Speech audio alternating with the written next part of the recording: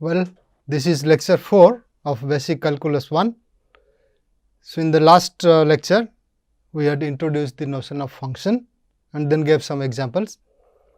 The examples were limited to so called algebraic functions, which means it is coming from the power function and then rational functions, polynomial functions and so on. So, today we will be discussing more examples. They will be including transcendental functions. Of course, that includes trigonometric functions, so which are not algebraic specially. And there will be something, say, once we discuss trigonometric functions, we will also discuss inverse of trigonometric functions.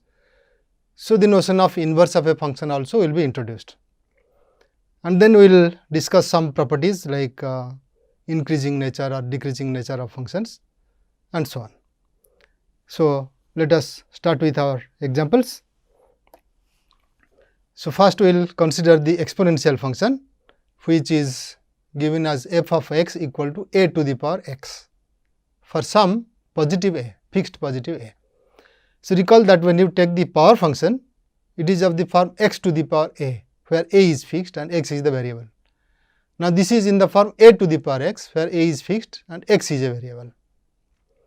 And of course, we will assume that this a is not equal to 1, because you will get the constant function otherwise. So, these are called the exponential functions, which are in the form a to the power x. Now, if you take a to the power x, here x can vary over the whole of set of real numbers. So, that is, we will write its domain is minus infinity to infinity, it is the whole of R, and its codomain is positive reals. It can never be 0, of course.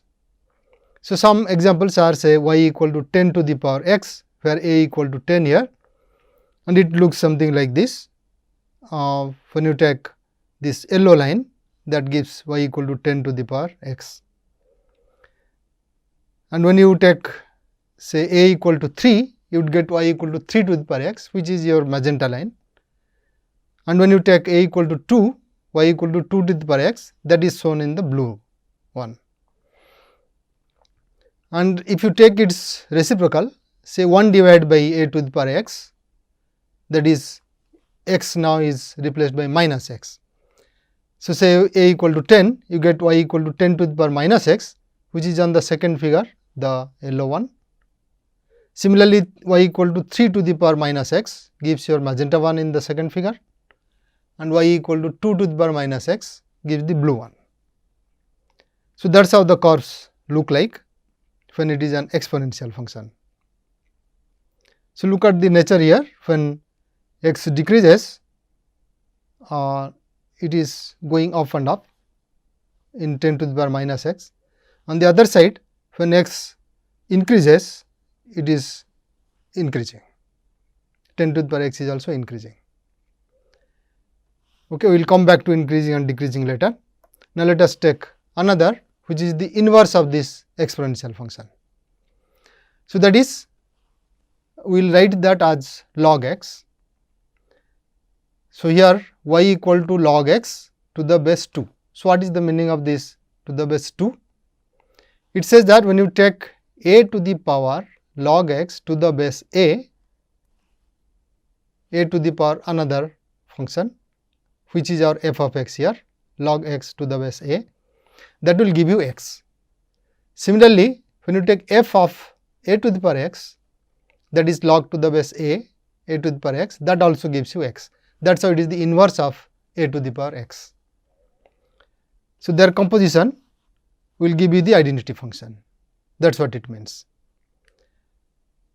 So, here you see that a to the power x log of a to the power x, this is our f function f, which is log to the base a. So, a to the power x is always positive. So, then this log, its domain should be positive reals. And of course, you get back any x from this, depending on how this is behaving, whether it is less than 1 or bigger than 1. If x is bigger than 1, you would get log of that to be bigger than 1 or to be positive, and when this x is less than 1, you get log of that to be less than 0 or negative. So, that is how it looks. Let us look at the yellow curve. So, that gives you log to the base 5. That is, if you take 5 to the power x instead of x, then you would get x. Similarly, everything has to be interpreted.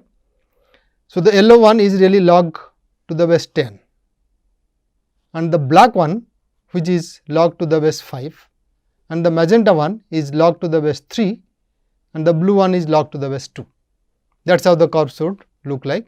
If you look from the y axis side, just rotate it 90 degrees. Say think of y as the x axis, the horizontal one.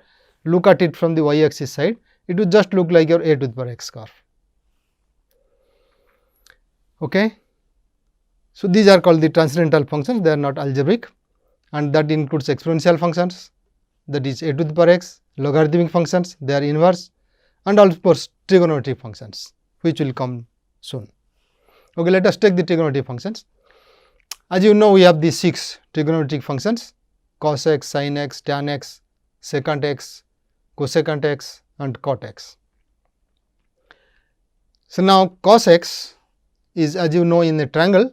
If you take this one as your x, this angle as your x, then cos x is this length base divided by the hypotenuse. So, this x is really measured in radians. So, that is a real number, unit is the radians now. So, with that cos x, you would get a curve like this if you plot it. So, that is from minus pi by 2 pi by 2, it goes like this from 0, and then it decreases pi by 2 to 3 pi by 2, again it goes to 2 pi and so on. Similarly, sin x would give 0 to pi will be looking like this, slightly looking like parabola, but not it is. And you see it is not up to scales. In y axis we have a scale different, x axis is a scale different here. If you take both the scales are same, then it will be looking a flatter type, something like this. So, that is how y equal to sin x looks like. And if you take y equal to tan x, its graph will be say minus pi by 2 to pi by 2 will be looking this way, and the same thing is repeated everywhere. But at minus pi by 2, tan is not defined, and at pi by 2, tan is also not defined, because at those points exactly tan is equal to sin x divided by cos x becomes 0 at minus pi by 2 and pi by 2. So, these are not defined at these points minus pi by 2, pi by 2, 3 pi by 2, minus 3 pi by 2 and so on. So, in the form 2n plus 1 by 2 into pi, at those points tan is not defined. And you look at y equal to secant x or sec x. So, there you have again minus pi by 2, it is 1 divided by cos x. So, again it is not defined at minus pi by 2 and pi by 2 and so on like tan, and it is repeating in a different way. So, this portion will be repeating here 3 pi by 2 to 5 pi by 2 and similarly, and here again there is a repetition. So, if you look at y equal to cosecant x or cosec x, there is a shift from secant x curve, that pi by 2 shift. So, you get this way, just like your sin and cos, there is a shift. Similarly, here it is a shift, just looking like secant x, but shifted one. Then y equal to cot x, which is 1 divided by tan x, they will not be defined wherever sin x becomes 0. So, you can see what happens at 0, sin is 0, at pi also sin is 0. So, at 0 and pi they are not defined, similarly 2 pi, minus pi and so on. So, that is how cot x looks like. This is 1 divided by tan x. Look at the domains. So, cos x has the domain as the whole of real number, sin also has the whole of real number, but tan x, its domain is real numbers except plus minus pi by 2, plus minus 3 pi by 2 and so on. And similarly, if you take secant x, again because 1 by cos x, so except plus or minus pi by 2, plus or minus 3 pi by 2 and so on, everywhere else it is defined. And look at cosecant x, it is 1 divided by sin x. So, except at 0, plus or minus pi, plus or minus 2 pi and so on, it is defined everywhere else. And y equal to cot x similarly is defined everywhere except multiples of pi. and look at their ranges. So, cos x is always lying between -1 to 1. This is your -1, this is 1, -1 to 1. So, its range is -1 to 1, and in fact, -1 and 1 are also achieved. So, it is closed interval -1 to 1, and its period is 2 pi. Every 2 pi the pattern is repeated. And in sin x, you get the range as similarly -1 to 1, it is shifted, and your period is also 2 pi. Look at tan x, again its range is -infinity to infinity, that is every value is achieved, the whole of real numbers, and its period is pi. Similarly, if you look at secant x, its range is look at cos x, it is -1 to 1. So, here -1 to 1 is left, but -1 and 1 can be achieved because 1 divided by. So, it is y less than or equal to -1 and y greater than or equal to 1. So, that means the open interval -1 to 1 is excluded from R. That is what the range is, and period is of course 2 pi. Now, when you look at cosecant x, similarly the same range excluding -1, 1 open interval, everything else is there. And in cot x, the range will be whole of real numbers, just like your tan x, and period is pi. So, this is how the trigonometric functions look like. Now, let us go to your these trigonometric functions really gives you something else, where odd and even functions becomes important. Now, we will say that f x is a function f is even if f of minus x equal to f of x for each x in its domain. So, the domain is whole of real number, say in case of cos x. So, there what happens, f of minus x, that is cos of minus x equal to cos of x, that is why it is an even function. And we will say that the function is odd if f of minus x equal to minus of f of x, and you see that sin is satisfying that condition, that is sin of minus x equal to minus of sin x. So, sin is an odd function. Now, if you look at the power functions, algebraic functions which we discussed earlier, x to the power 2n when you take, n is an integer, that becomes an even function, because x square is same thing as minus x square and to the power n. But if you take x to the power 2n plus 1, then one minus sign is remaining. So, x to the power 2n plus 1 becomes an odd function. Similarly, secant x will become even function, and all the other trigonometric functions are odd functions. We will also have some inequalities, which you could have seen from the graphs itself, that sin x is always lying between minus of mod x to mod x for every x in its domain, which is real number system. So, minus mod x is less than or equal to sin x is less than or equal to mod x, and of course, both sin x and cos x have range -1, 1 closed interval. So, you get -1 less than or equal to sin x less than or equal to 1, and also -1 less than or equal to cos x less than or equal to 1 for whichever x you take.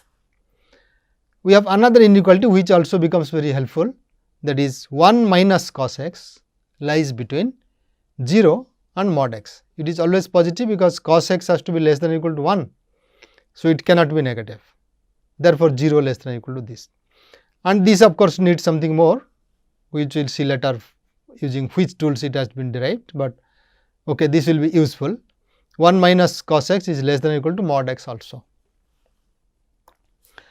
Then another inequality which is very helpful, which is sin x less than or equal to x less than or equal to tan x for all x in 0 to pi by 2, because tan x we are taking there, and if you take positive, so x is less than or equal to tan x. Otherwise, tan can become negative and the other inequality will hold. So, if x is not equal to 0, in fact, this sin x less than or equal to x, where equal to sign only happens when x equal to 0. If it is not 0, then sin x is always less than x for positive x. So, in general we would say sin x is less than mod x for any x. Now, the idea of look at the idea of the function.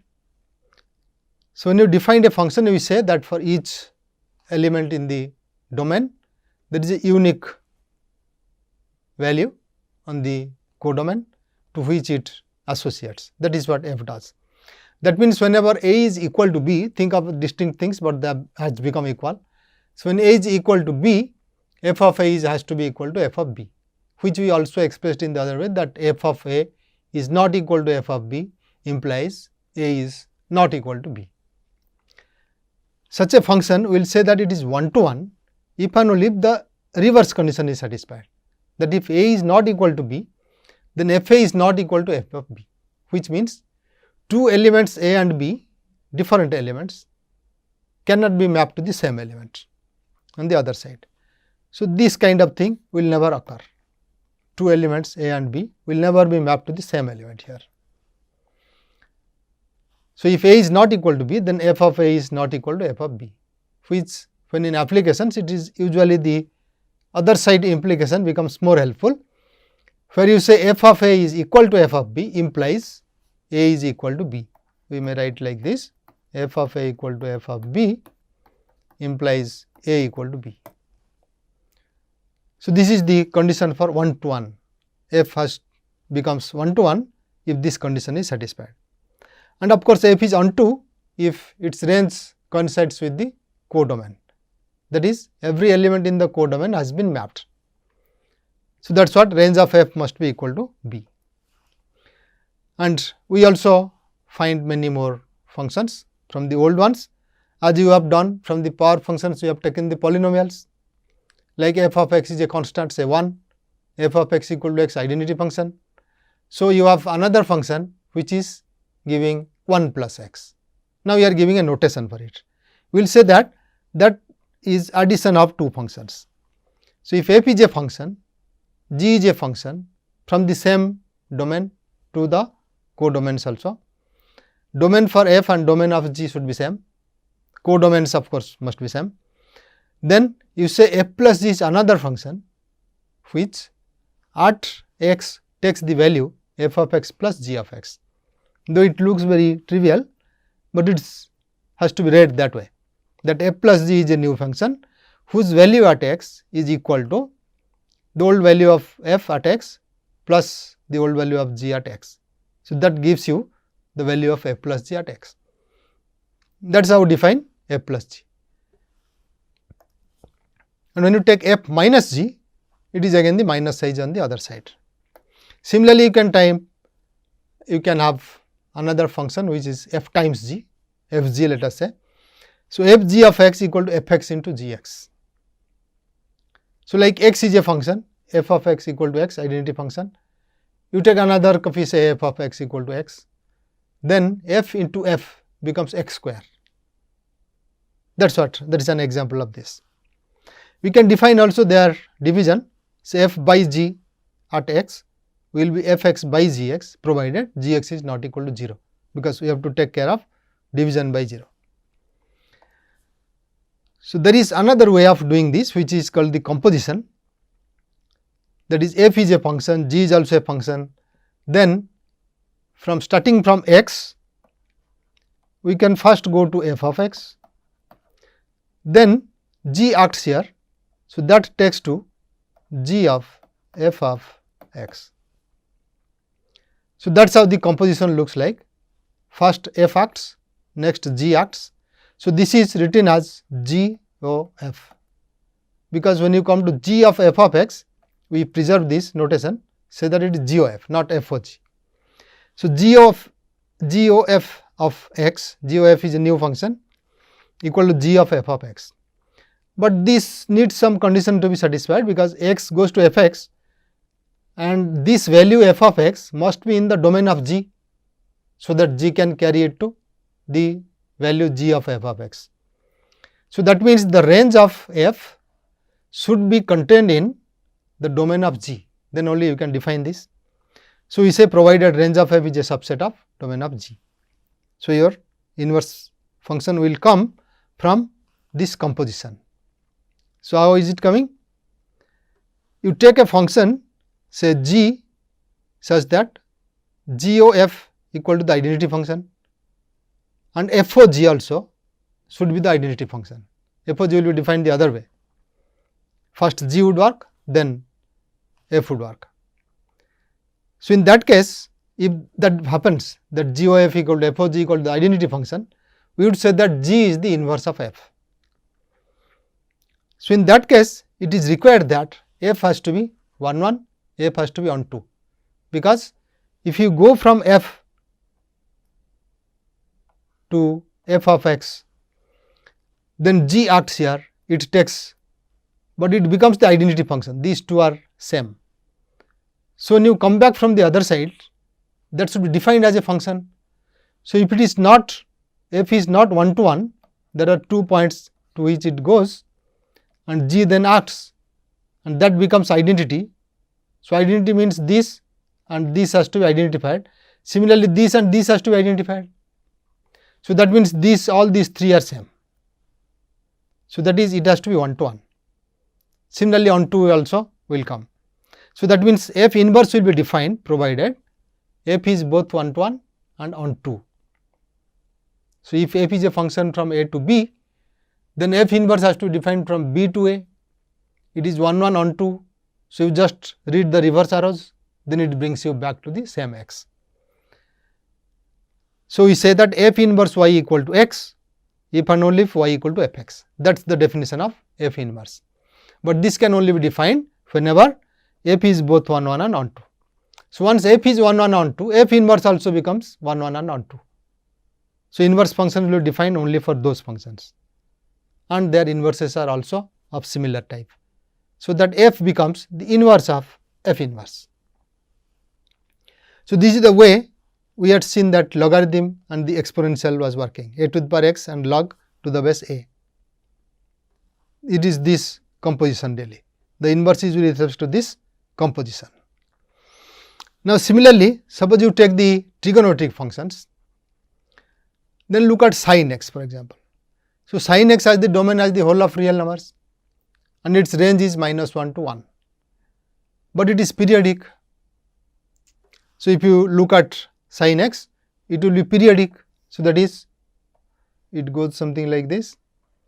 So, the pattern is repeated, and then you see that minus pi by 2 to pi by 2, if you start with this, you achieve your -1 to 1 values. So, that means from this place, the restriction of sin x to this domain minus pi by 2 to pi by 2, this one gives you a 1 1 on 2 function from minus pi by 2 to pi by 2 to -1 to 1. So, you can define its inverse, right. So, since its domain is minus pi by 2 and its range is -1 to 1, this is brought by sin x. Then you can think of its inverse, which is -1 1 to minus pi by 2 to pi by 2. That is your sin inverse x. Okay. So, that is what we say, that sin inverse x is a function from -1 1 to minus pi by 2 to pi by 2. So, how does it act? If you take y here, then it goes to sin inverse y here in such a way that if this is your x, this becomes sin x, y becomes sin x.